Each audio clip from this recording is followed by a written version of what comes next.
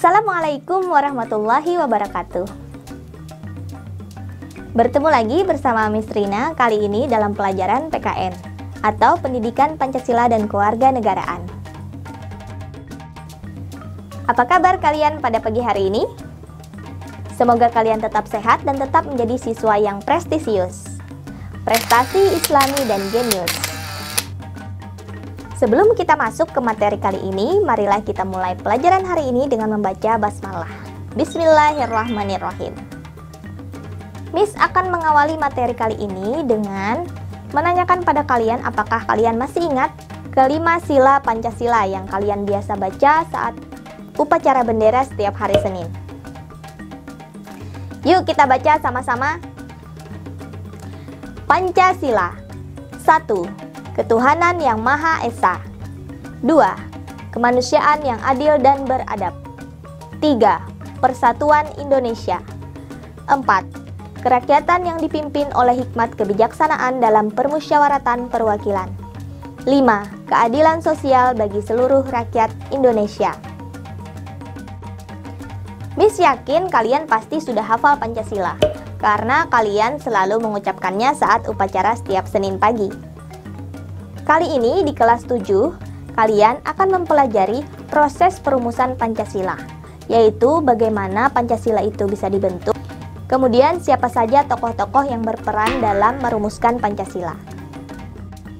Ternyata di balik Pancasila ada proses yang sangat panjang, tidak langsung terjadi secara instan. Proses perumusan Pancasila terjadi tidak jauh sebelum proklamasi kemerdekaan. Pada saat itu kita sedang dijajah oleh tentara Jepang. Kalian pasti masih ingat kan berapa tahun kita dijajah oleh tentara Jepang? Jepang tidak lama menjajah Indonesia sebab mereka juga sedang berperang melawan tentara sekutu. Nah, di akhir masa penjajahan tentara Jepang, mereka mengalami kelemahan saat mereka juga berperang melawan tentara sekutu. Maka dari itu, mereka meminta bantuan kepada Indonesia dengan menjanjikan iming-iming kemerdekaan jika bangsa Indonesia mau membantu mereka dalam berperang melawan tentara sekutu. Janji yang diberikan oleh Jepang ini terjadi pada tanggal 7 September 1944. Kemudian, pada tanggal 1 Maret 1945, dibentuklah sebuah organisasi bernama BPUPKI atau Badan Penyelidik Usaha-Usaha Persiapan Kemerdekaan Indonesia.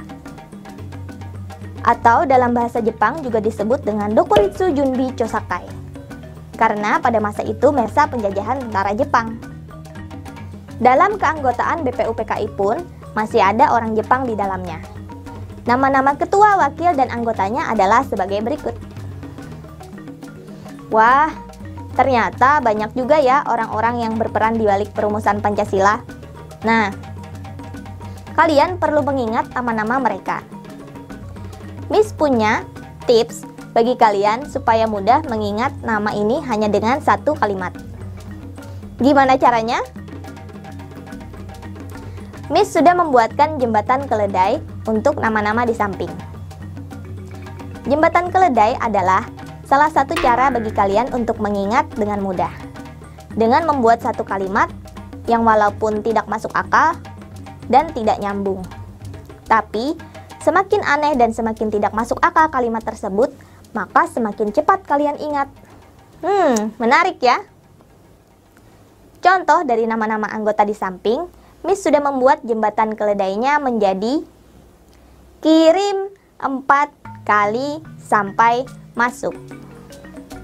Ini terinspirasi dari kalian-kalian yang ketika mengirim tugas di classroom mungkin kurang sabar sehingga tidak terkirim-kirim.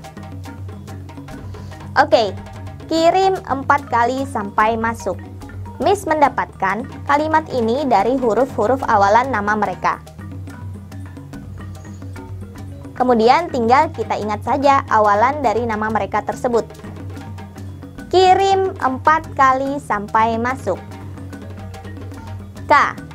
Dr. Kanjeng Raden Tumenggung Rajiman Wedyo Diningrat. I. Ichibanga Seiyosio.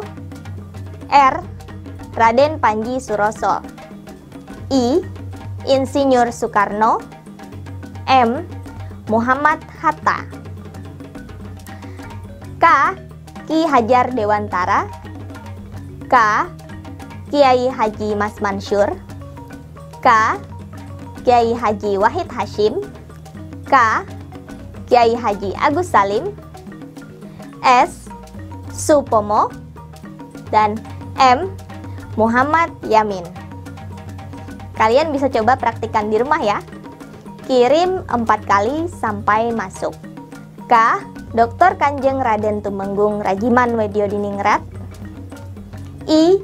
Ichibangase Yoshio, yaitu perwakilan Jepang sebagai wakil. R. Raden Panji Suroso, perwakilan dari Indonesia. I. Insinyur Soekarno. M. Muhammad Hatta. 4 kali 4K. K. Ki Hajar Dewantara. K yang kedua, Kiai Haji Mas Mansur. K yang ketiga, Kiai Haji Wahid Hashim.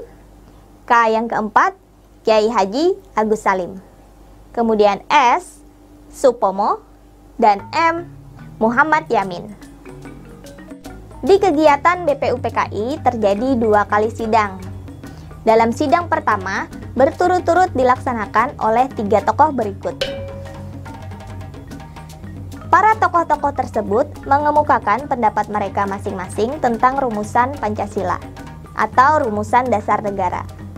Diawali oleh Bapak Muhammad Yamin pada tanggal 29 Mei 1945, beliau mengemukakan rumusan sebagai berikut. Kemudian pada tanggal 31 Mei 1945, Bapak Supomo mengemukakan rumusannya sebagai berikut. Kemudian pada tanggal 1 Juni 1945, Bapak Insinyur Soekarno mengemukakan rumusannya sebagai berikut. Dan juga beliau mengemukakan istilah Pancasila. Maka pada tanggal 1 Juni 1945 ditetapkan sebagai hari lahir Pancasila. Setelah istilah Pancasila lahir, maka disepakati untuk dibentuk panitia kecil yang bertugas untuk menerima pendapat dan usulan atau saran dari anggota yang lainnya. Dari pembentukan panitia kecil kemudian diputuskan pembentukan panitia 9 yang kemudian menghasilkan Piagam Jakarta atau Jakarta Charter. Isi dari Piagam Jakarta adalah sebagai berikut. Kemudian pada tanggal 10 sampai 17 Juli dilaksanakan sidang kedua BPUPKI yang isinya adalah laporan dari panitia kecil dan juga laporan perumusan rancangan Undang-Undang Dasar. Setelah berhasil merumuskan Piagam Jakarta, maka tugas BPUPKI dianggap telah selesai dan pada tanggal 7 Agustus BPUPKI dibubarkan. Namun, sebelum mereka membubarkan BPUPKI, mereka sudah menyiapkan panitia selanjutnya, yaitu PPKI atau Panitia Persiapan Kemerdekaan Indonesia, yang dalam bahasa Jepang juga disebut sebagai Dokuritsu Junbi Inkai. PPKI diketuai oleh Bapak Insinyur Soekarno dan Muhammad Hatta sebagai wakilnya. Setelah PPKI dibentuk, maka rumusan Pancasila mengalami perubahan dan disempurnakan menjadi sebagai berikut.